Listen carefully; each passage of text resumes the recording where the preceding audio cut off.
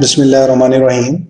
आज जो हमारा टॉपिक है that is rigid body motion of fluid. इसका मतलब ये है कि अगर आपने एक बकेट के अंदर को वाटर लिया हुआ है और आप बकेट को किसी एक्सेलरेशन के साथ मूव करवा रहे हैं, तो इस फ्लूइड की जो आपस में लेयर्स हैं, जो इनकी लेयर्स हैं, उनमें आपस में no shear and no relative motion. ठीक है, ये दो कंडीशंस हैं, जिसका मतलब ये होता है कि आपका जो फ्लूइड है वो रिजिड बॉडी मोशन में मूव कर रहा है। ठीक है, रिजिड बॉडी मोशन में मूव कर रहा है। तो फॉर एग्जांपल इसकी प्रैक्टिकल एप्लीकेशन क्या है? प्रैक्टिकल एप्लीकेशन का मतलब है कि फर्ज करें आप किसी कंटेनर में, आपने दूध का कंटेनर है, वो आप एक जगह से दूसरी जगह प्लेस करवा रहे हैं, तो अब आपकी एक्सटर्नल बॉडी तो ट्रांसलेट हो रही है, एक्सेलरेट हो रही है, लेकिन जो उसके अंदर फ्लूइड है वो उसी वेलोसिटी से मूव कर रहा है जिस वेलोसिटी से आपका एक्सटर्नल आपका स्ट्रक्चर मूव कर रहा है। तो उस केस में जो फ्लूइड पार्टिकल की आपस में वेलोसिटी है वो जीरो है। आपस में वेलोसिटी क्या है? जीरो है। पूरे का पूरा जो फ्लूइड है उन्हें होल वो सेम वेलोसिटी से मूव कर रहा है। ठीक है, तो इस तरह की मोशन को हम क्या कहेंगे? इस तरह की मोशन को हम कहते हैं रिजिड बॉडी मोशन। तो अब रिजिड बॉडी मोशन के अंदर हमारा जो प्रैक्टिकल पर्पस है वो क्या है कि हमने रिजिड बॉडी मोशन में प्रेशर वेरिएशंस निकालनी है। जैसे कि हमने स्टैटिक फ्लूइड में निकाली थी कि pressure variation along X Y and Z में हमने निकालनी है। ठीक है, तो अब बिल्कुल वही पुराने वाला कॉन्सेप्ट कि यहाँ से मैं एक रिजिडली मूविंग पार्टिकल एक अलहदा करता हूँ, that particle is in this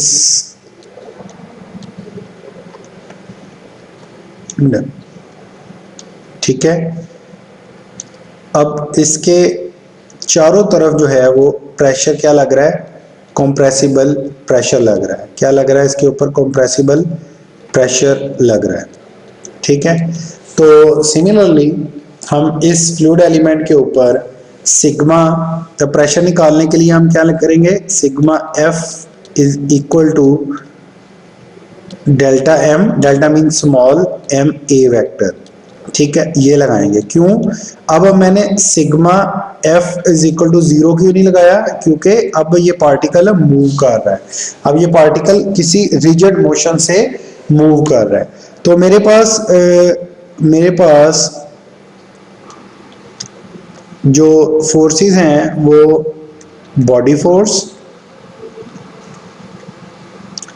plus surface force है। ठीक है, body force plus surface force है। ओके, अच्छा, अब मुझे एक बात बताएं कि हमने स्टैटिक फ्लूइड के अंदर पढ़ा था कि जो स्टार्टअप पे जो सेंटर पॉइंट होता है, इसके ऊपर हर तरफ से प्रेशर जो है वो एक्स वाई एंड जी हर डायमेंशन में जो प्रेशर है वो बराबर होता है। ठीक है, अब अगर मैंने इस सरफेस को मैं नाम दे देता हूँ डी एक्स का, यहां से लेके यहां तक का जो डिस्टेंस है दैट इज डी एक्स, यहां से लेके यहां तक जो डिस्टेंस था दैट इज डी वाई, और यहां से लेके यहां तक जो डिस्टेंस था दैट इज डी सी। अब मुझे ये बताएं कि अगर मैंने इस पॉइंट से ये पॉइंट लोकेट कर रहा है सेंटर के ऊपर, इस पॉइंट से इस सरफेस के ऊपर आना है, तो तभी मैं सरफेस फोर्स निकालूंगा ना, कि अगर इस यहाँ पे लगने वाले प्रेशर को मैं इस एरिया से मल्टीप्लाई कर दूंगा, तो तब मैं कहूंगा कि हाँ यार मेरे पास ये वाली जो है ना ये सरफेस फोर्स आई है। ठीक है, और बॉडी फोर्स क्या होगी? जो है ना होल इससे पूरे के पूरे वॉल्यूम के ऊपर लग रही होगी। तो अगर हमारे पास सेंटर पे प्रेशर है पास्कल लॉ के मुताबिक, इस प्रेशर से हमने इसकी बाउंड्री पे इस फ्लूइड पार्टिकल जो रिजिड बॉडी मोशन में मूव कर रहा है, इसकी बाउंड्रीज के ऊपर किस एरिया के ऊपर? दैट इज डी वाई और dx वाली सरफेस के ऊपर अगर मैंने प्रेशर सेंटर से लेके मैं ऊपर की तरफ प्लस d/2 मूव करूं और नीचे की तरफ माइनस dz/2 मूव करूं, तो मैं कहां पे पहुंच जाऊंगा, z डायमेंशन में इसकी बाउंड्री के ऊपर चला जाऊंगा, मैं z डायमेंशन में इसकी बाउंड्री के ऊपर चला जाऊंगा। तो कोई डेल्टा जी का मतलब है कि कोई डिस्टेंस एक पॉइंट से कोई डिस्टेंस कवर करने के बाद अब ऊपर की तरफ हमने कितना डिस्टेंस कवर किया, dz/2, और नीचे की तरफ नीचे वाली बाउंड्री पे आना है तो देन अगेन मैं कितना कवर करूंगा, dz/2। अगर सेंटर पॉइंट से ऊपर बाउंड्री तक जाने के लिए कोई डिस्टेंस कवर करके, अब z क्यों लिख रहा हूं, क्योंकि z डायमेंशन में अगर मैंने सेंटर पॉइंट से इधर x पे आना होता तो मैं डेल्टा x/2 लिखता, अगर मैं इनटू द स्क्रीन जाना होता तो मैं डेल्टा y/2 लिखता। अभी मैं चूंकि ऊपर नीचे कर रहा हूं तो मैं डेल्टा z/2 लिखूंगा। अगर मैंने सेंटर पॉइंट से, इस पॉइंट को जरा ध्यान से समझिएगा, अगर मैंने सेंटर पॉइंट से कोई चीज इसकी बाउंड्री पे लोकेट करनी है, अप्रोक्सीमेट करनी है, क्या करनी है, इसको अप्रोक्सीमेट करनी है, तो मुझे यूज करनी पड़ेगी टेलर सीरीज। क्या, टेलर सीरीज।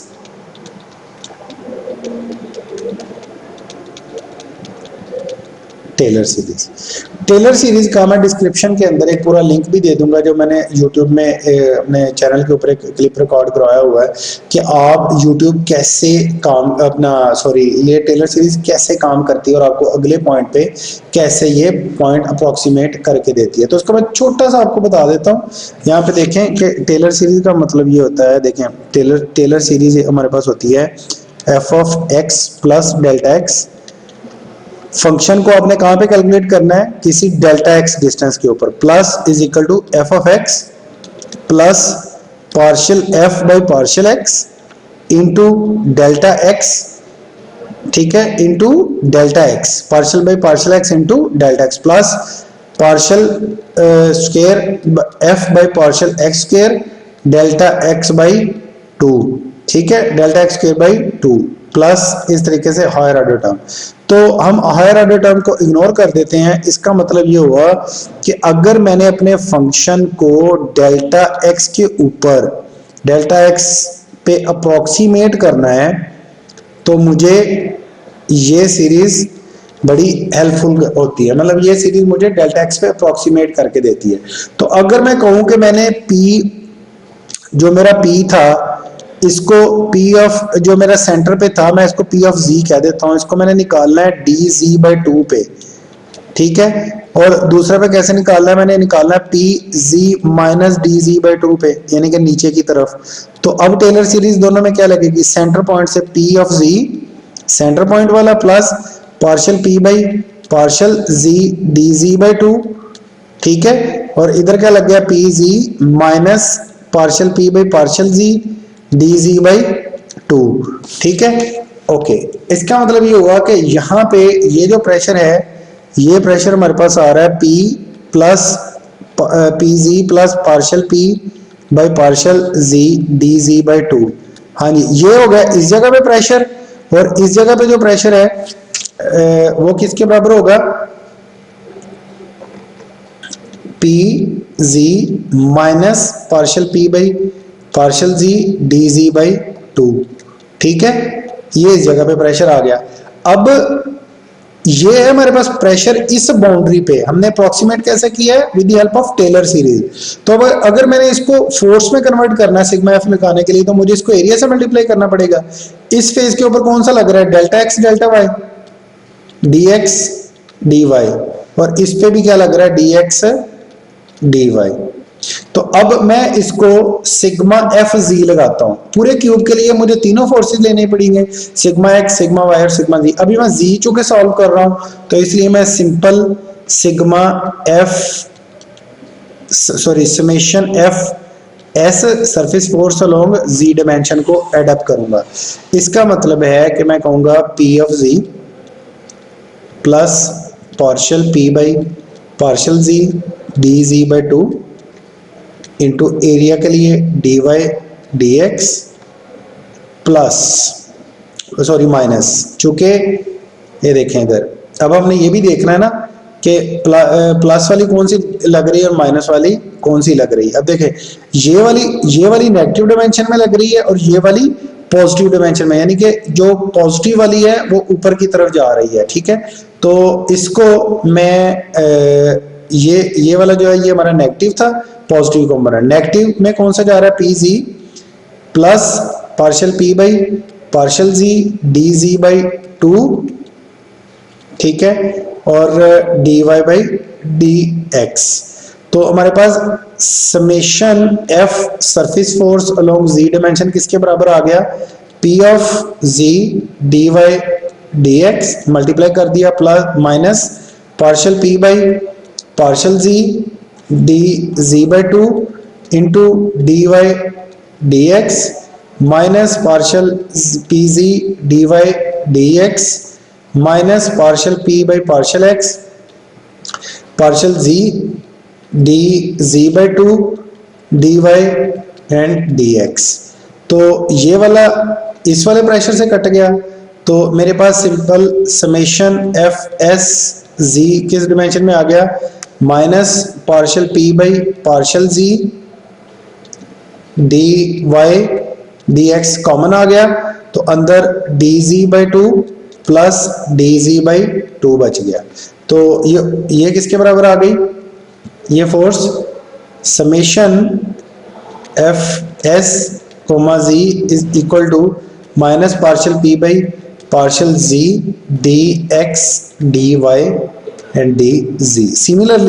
सिमिलरली जो कि सिमेट्रिकल है ना, तो जो मैं surface force along X dimension निकालूंगा तो वो आ जाएगी minus P by P X D X D Y and D जी, ठीक है। और सिमिलरली जो सरफेस फोर्स समेशन है वो हमारी किसके बराबर आ जाएगी, y में वो आ जाएगी minus P by partial Y D X D Y and D Z. ये तो हमारी समेशन ऑफ फोर्सेस होगी अलोंग बॉडी सरफेस फोर्स।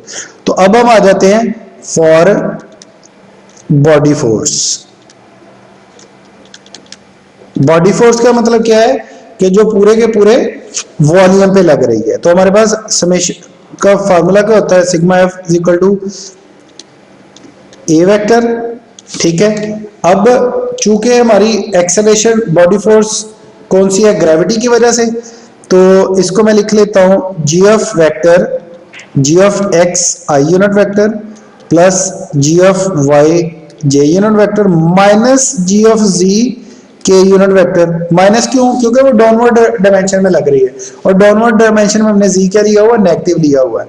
तो ग्रेविटी एक्स और वाई में नहीं लग रही, जी में लग रही है, तो इसलिए मैं इसको लिखूंगा जी वेक्टर इज इक्वल टू, अब चूंकि ये लग ही जी में रही है यानी कि डाउनवर्ड डायमेंशन में, तो इसलिए ये भी मैं खत्म कर दूंगा, तो मैं इसको लिखूंगा माइनस जी इंटू के यूनिट वेक्टर। ये वेक्टर नहीं है, ये मैग्नीट्यूड है, ठीक है, के यूनिट वेक्टर। अब इसको मैंने इधर पुट करना है इस वाली इक्वेशन में, तो ये मेरे पास रो वी के बराबर है मास जो है, और एक्सेलरेशन किसके बराबर आया, माइनस जी के यूनिट वेक्टर के, और वॉल्यूम मेरे पास किसके बराबर है, minus rho G K unit vector, volume है D X D Y and D ji.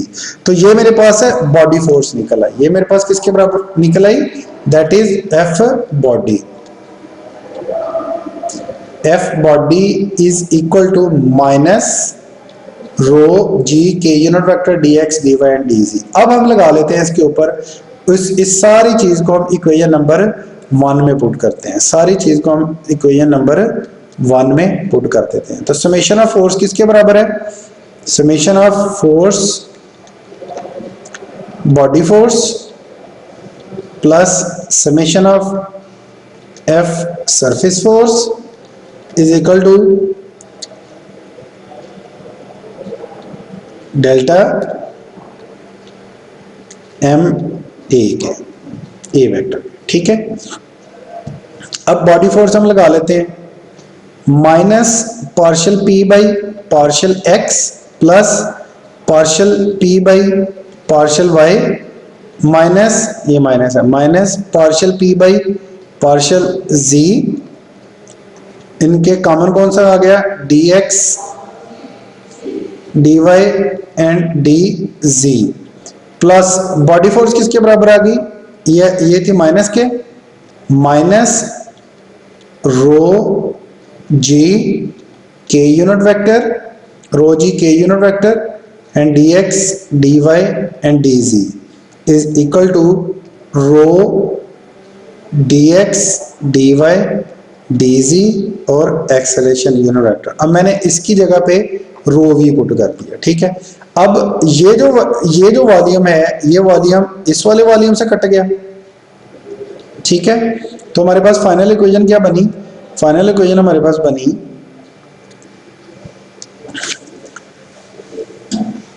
Minus partial P by partial X minus partial P by partial Y minus partial P by partial Z, ठीक है। तो चूंकि हम इसको vector ले रहे हैं तो इसके साथ ये आई यूनिट वेक्टर आ जाएगा, जे यूनिट वेक्टर आ जाएगा और के यूनिट वेक्टर आ जाएगा। तो partial P by partial I unit vector, J unit vector, K unit vector, ठीक है, minus rho G K unit vector is equal to rho into A vector की जगह पे मैं A X I unit vector लिख देता हूँ plus A Y J unit vector plus A Z K unit vector. अब मैंने ए को भी ओपन कर दिया। अब अगर मैं पहली एंटिटी को पहली से कंपेयर करूं तो मेरे पास क्या निकल आएगा, partial P by partial X is equal to minus rho A X, ठीक है, partial P by partial Y minus rho A Y और partial P by partial Z किसके बराबर निकल आएगा, माइनस रो जी, ठीक है, प्लस रो ए जी के, ठीक है। तो इधर से अगर हम रो कॉमन ले लें तो रो किसके बराबर आ जाएगी, ए जी माइनस जी के, ठीक है। सॉरी यहाँ पे ये भी माइनस आना है, ये ऐसे था ना कि हमने कंपेयर करना है, तो minus partial P by partial Z K unit vector is equal to ये उधर जाके प्लस हो गया, plus row G K unit vector plus row A Z K unit vector. तो अब ये वाला जो माइनस है ये उधर चला गया, तो partial P by partial Z K unit vector is equal to minus rho A Z plus G K unit vector. तो के यूनिट वेक्टर से के यूनिट वेक्टर कट गया, तो magnitude is equal to magnitude क्या आ गई, तो हमारे पास क्या बच गया, rho minus rho A Z plus जी बराबर, ठीक है। अब ये हमारे पास फाइनल इक्वेशन बन गई कि partial P by partial x हमारे पास आ गया माइनस रो जी एक्स के minus rho A ji Y के और ये minus rho A Z plus Y के बराबर आ गया, ठीक हो गया। अब मैं कहता हूं कि फ्लूइड, फर्ज करें फ्लूइड एट रेस्ट था, एट रेस्ट था या मूविंग विद कांस्टेंट वेलोसिटी थे।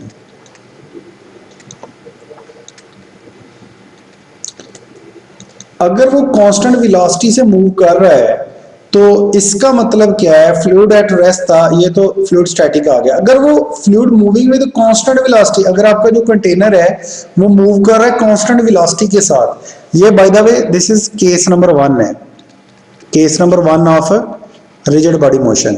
तो अगर वो कांस्टेंट वेलोसिटी से मूव कर रहा है तो फिर हमारे पास जो एक्सेलरेशन होगा ए एक्स ए वाई और ए जी, ये सारे क्या हो जाएंगे, जीरो के बराबर। तो partial P by partial X किसके बराबर आएगा, that would be zero. Partial P by partial Y किसके बराबर आएगा, जीरो। और partial P by partial Z किसके बराबर आएगा, एक्सेलरेशन जीरो के बराबर पुट हो गया, तो ये आ गया माइनस रो जी के बराबर, माइनस रो जी के बराबर, ठीक है, माइनस रो जी के बराबर। ये वही चीज है कि अगर मैं जी को उधर ले जाऊं तो partial P is equal to minus rho G delta Z, अगर मैं इसको इंटीग्रेट कर दूं तो P is equal to rho G H के बराबर आ जाएगा। तो ये वही केस बन गया एट रेस्ट वाला। ये केस नंबर 1 था। ओके, केस नंबर 2 क्या है? माइनस का मतलब ये है कि ऊपर की तरफ, ऊपर से हम नीचे आएंगे तो ये पॉजिटिव होगा, और नीचे वाले पॉइंट से ऊपर की तरफ जाएंगे तो प्रेशर कम होगा, तो इस वजह से ये नेगेटिव आ गया। केस नंबर 2 क्या है? रिजिड बॉडी मोशन का केस नंबर 2 ये है कि आपकी जो बॉडी है ना वो फ्रीली फॉलिंग हो, फ्रीली फॉलिंग यानी कि जो एक्सेलरेशन जो जी है वो किसके बराबर हो? नेगेटिव जी के बराबर हो। जो ए जी है वो किसके बराबर हो? नेगेटिव जी के। तो इस केस बाकी जो अगर एक चीज ऊपर से नीचे गिर रही है तो डेफिनेटली उसका हॉरिजॉन्टल जो एक्सेलरेशन है वो जीरो होगा। तो इस केस में फ्रीली फॉलिंग में जो partial P by partial X है वो भी जीरो के बराबर होगा, partial P by partial Y वो भी जीरो के बराबर होगा, और partial P by partial Z वो भी जीरो के बराबर होगा। तो ये फ्रीली फॉलिंग बॉडी में जो आपका एक्सेलरेशन होगा, जो आपका प्रेशर वेरिएशन होगी वो क्या होगी? वो जीरो होगी तीनों डायमेंशन में। ठीक है। अच्छा, एक हमारे पास एंटिटी होती है, जैसे मैंने ऊपर लिखा partial P by partial X I unit vector plus partial P by partial Y J unit vector plus partial P by partial Z K unit vector. तो इसको मैं कंडेंस्ड फॉर्म में डेल वेक्टर पी भी लिख सकता हूँ, क्योंकि मेरे पास जो डेल वेक्टर होता है वो होता है partial by partial X I unit vector plus partial over partial Y J unit vector plus partial over partial Z K unit vector. ठीक है, तो हमारे पास ये आ जाता है डेल के बराबर। ठीक है, तो इसकी जो शॉर्टेस्ट फॉर्म है वो इस रिलेशन में लिखी जा सकती है, शॉर्टेस्ट फॉर्म। ठीक है, अब इसका एक तीसरा केस है जो कि सबसे इंपॉर्टेंट है, वो है कि अगर आपका जो कंटेनर है वो हॉरिजॉन्टली मूव करे, कंटेनर आपका हॉरिजॉन्टली मूव करे। एक था फ्रीली फॉलिंग, दूसरा हो गया स्टैटिक, और तीसरा हॉरिजॉन्टली मूव करे। अच्छा, इसमें ये थोड़ा सा समझने वाला है हमारे पास। इसमें क्या होता है कि जब आपका कोई लिक्विड मूव करता है ना हॉरिजॉन्टली, तो उसमें हमारे पास इसकी एक अपर सरफेस बनती है। ठीक है, ऐसे अपर एक सरफेस बनती है, कहाँ पे? Mid plane of this width. अब इसको सपोज करो कि आपने इस कंटेनर को, मतलब जैसे ही वो अपनी गाड़ी स्टार्ट करके, मतलब सपोज करो कि एक ऑयल का कंटेनर है, आपने गाड़ी स्टार्ट करके जैसे ही उसको स्टार्टअप करना शुरू की ना, तो वो फोर्स आगे की तरफ लगेगी, वो फोर्स इस डायमेंशन में लगेगी, जबकि वो उसकी जो राइज है वो फर्ज करें ये स्टार्टअप पे यहाँ पे था, लेकिन ये जो राइज है ये किस पे डिपेंड करेगा? ये डिपेंड करेगा उस फोर्स पे जो इसके अपोजिट रिएक्शन में लग रही है।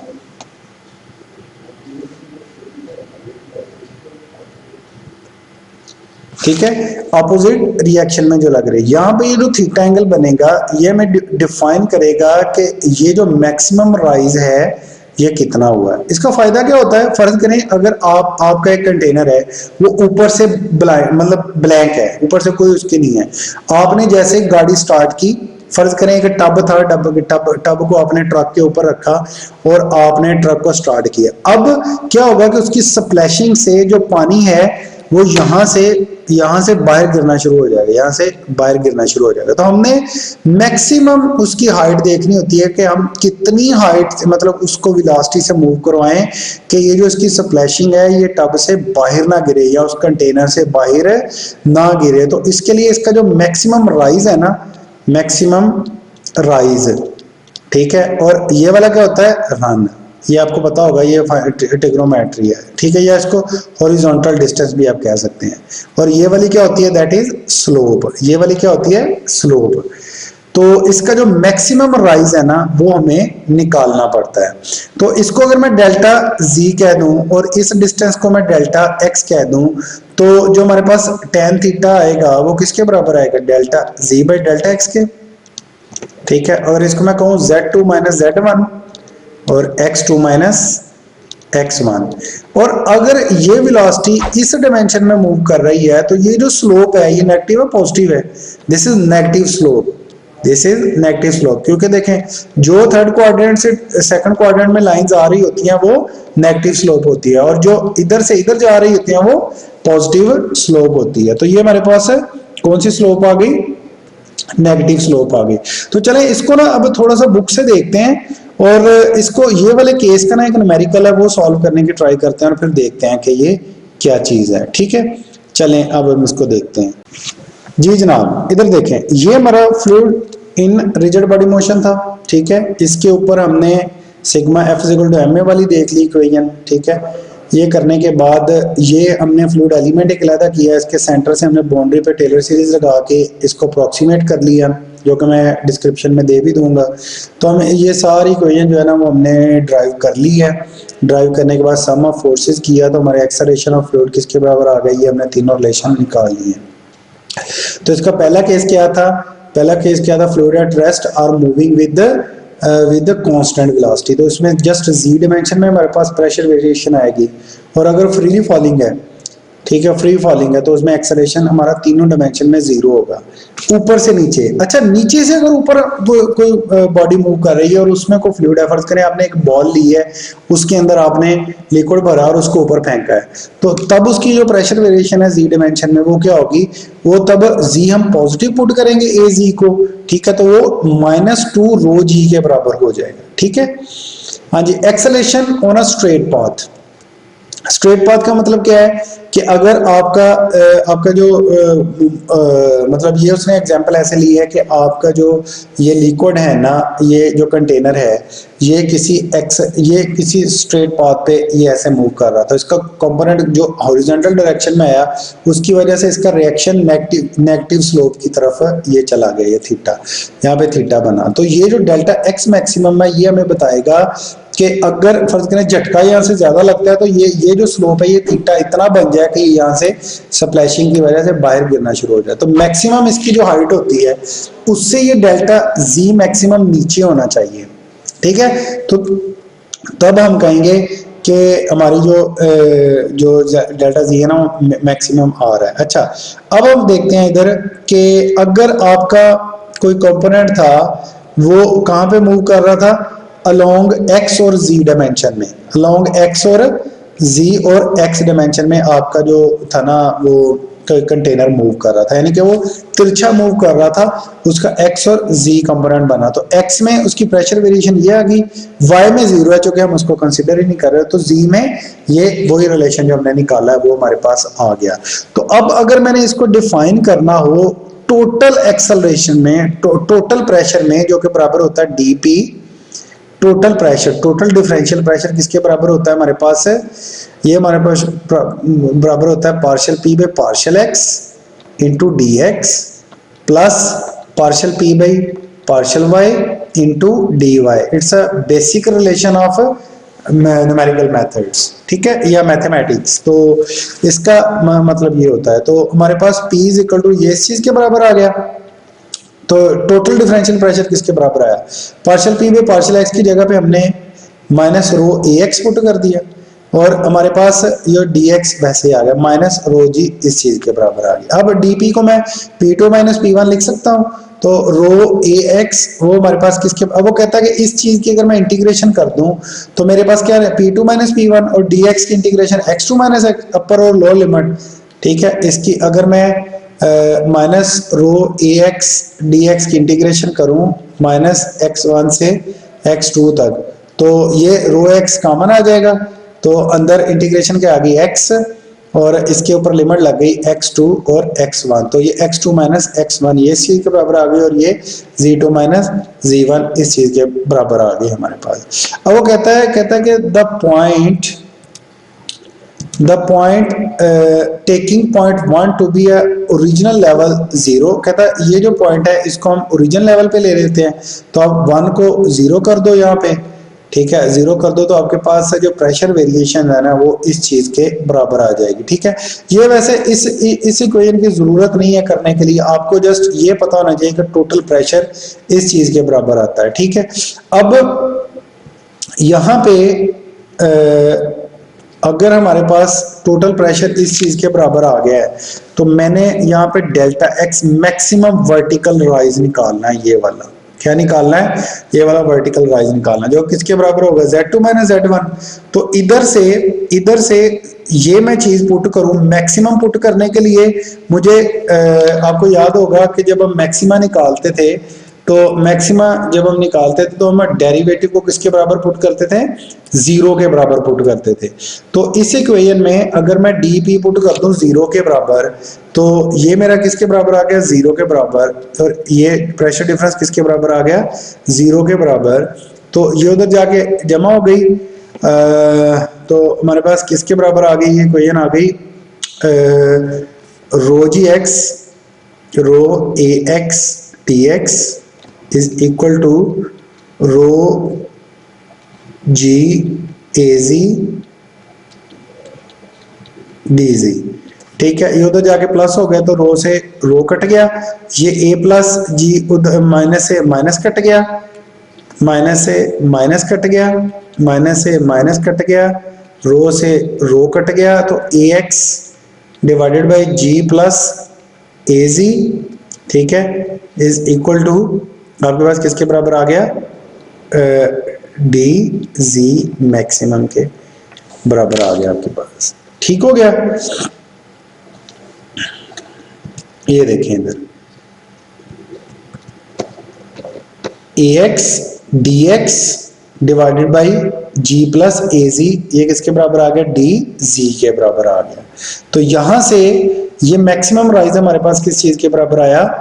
Z2 minus Z1 A X G plus delta X x2 minus x1। ठीक है, तो dp जीरो का क्या मतलब है कि मैं यानी कि चेंज इन प्रेशर जीरो है।